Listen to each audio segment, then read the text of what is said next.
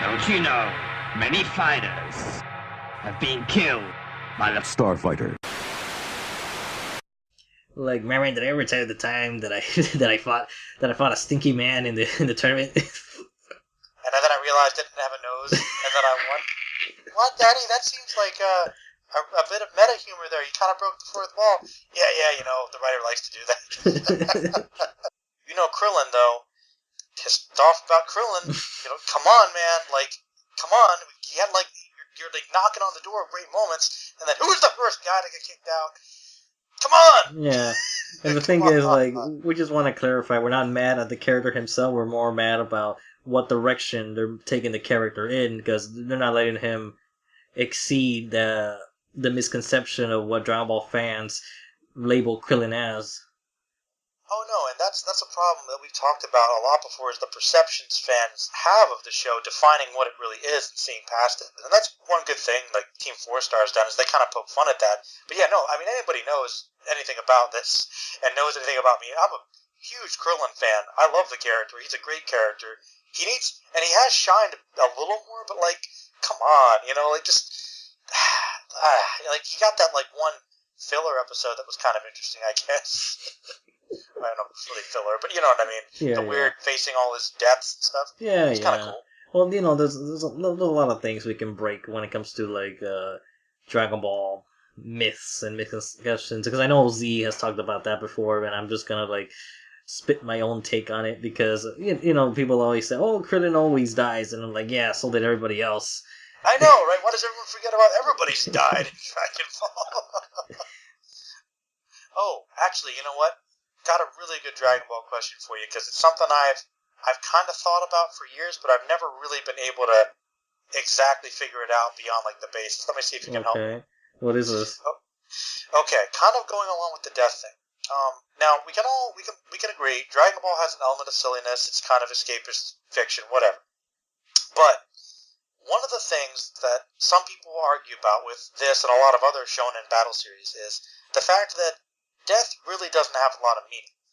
So how is it that a show has been able to go on this long and convince you of the stakes, even though we know that death really isn't that permanent usually, and especially if you're a good guy, we know what happens afterwards. It's not so bad. So how do you think it is that Toriyama and everybody in Dragon Ball managed to kind of bypass that?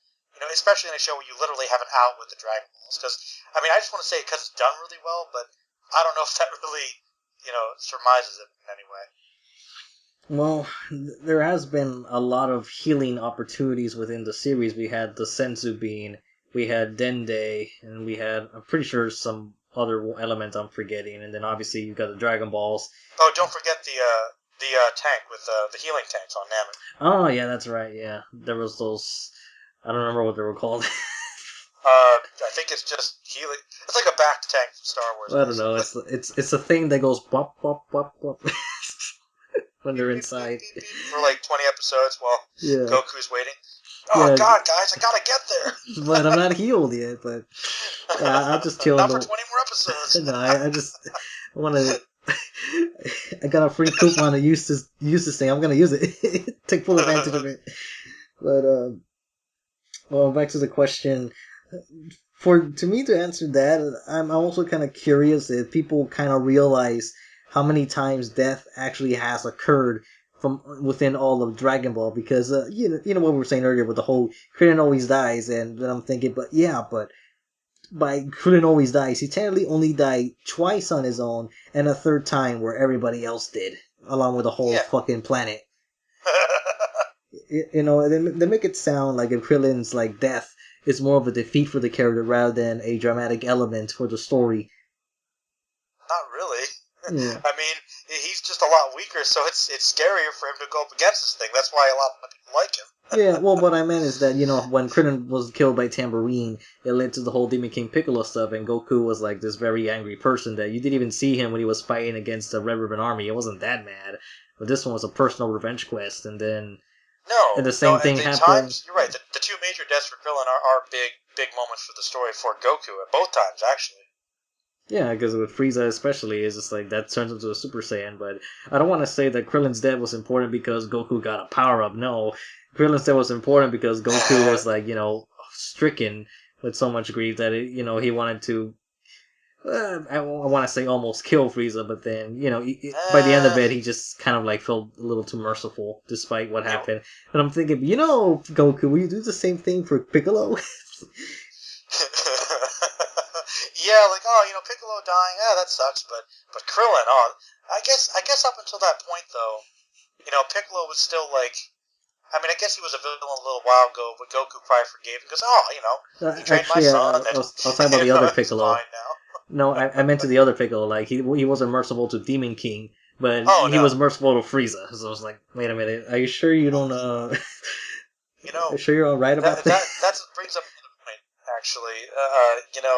Getting off. I don't want to get off too much after the death thing, but speaking of which, early on, Goku killed everybody.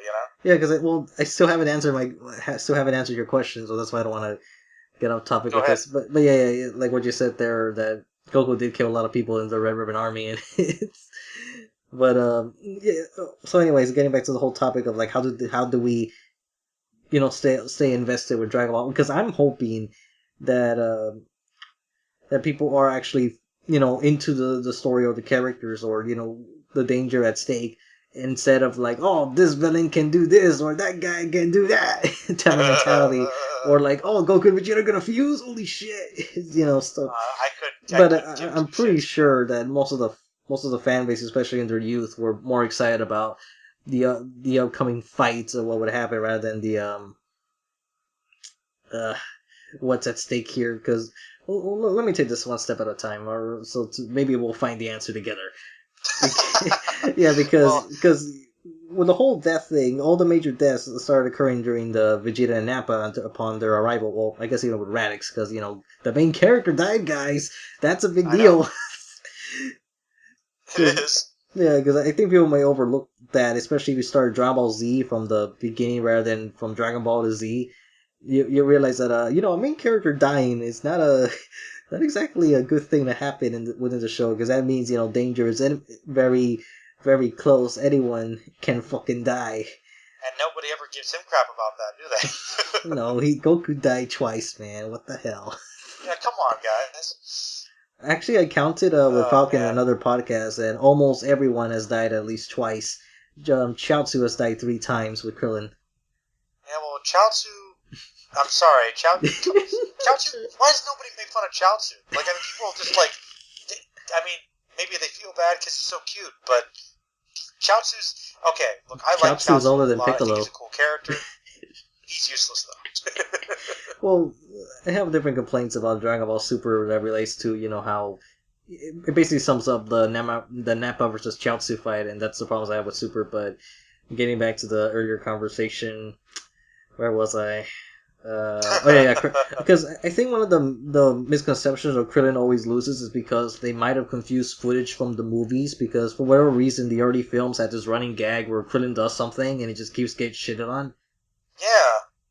Yeah, because in Dead Zone he got pissed on. World's Strongest, he shows up like in this badass entrance only to get frozen right away, and then Tree of Might. Like, that was actually a badass moment. He was fighting this other guy, but then they just cut away into this other... They cut away. Lord Slug, he goes up to Lord Slug, gets punched, and then he makes a joke.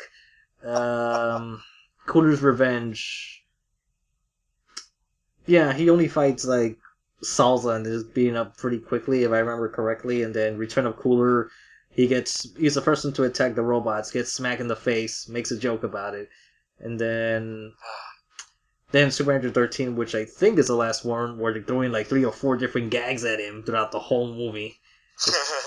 Just shit on completely. Yeah, so I don't know what was up with that sense of comedy, and I think it's because of that people label him as have this label on Krillin that he's a pathetic character.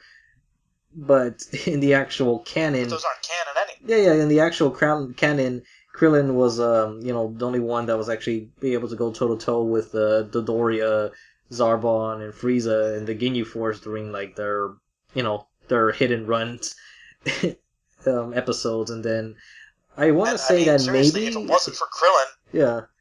Because I want to say maybe some of the hatred comes from the confusion of Krillin not killing 18, but we talked about this before. While it doesn't make sense why Krillin didn't press the switch at the time, it just makes more sense in the longer run, how they got together and all that. But at that given moment in time, why didn't he do it?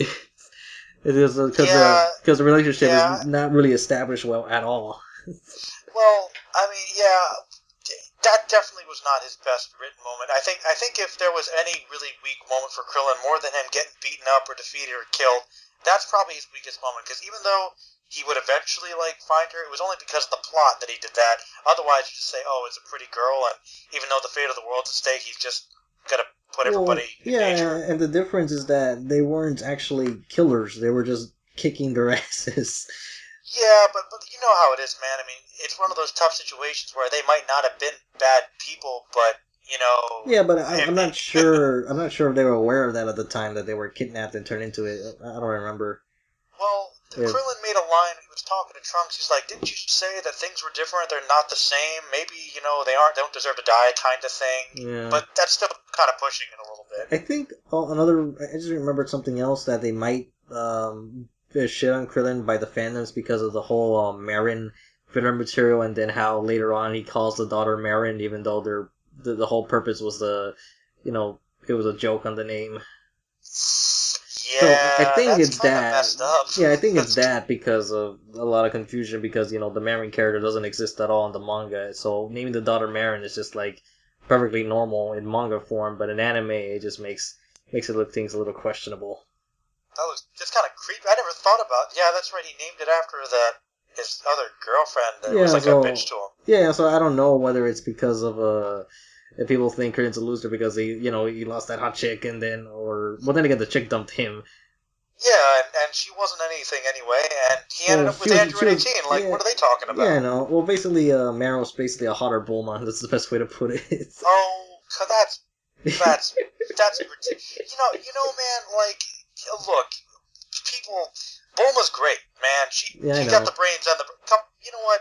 Hell, nobody likes Marin. That's nonsense. Who's a bigger Marin out there? If you're in the comments, come on. No, that's not a real thing. Nobody. What? Nobody cares enough about Marin for that. Come on.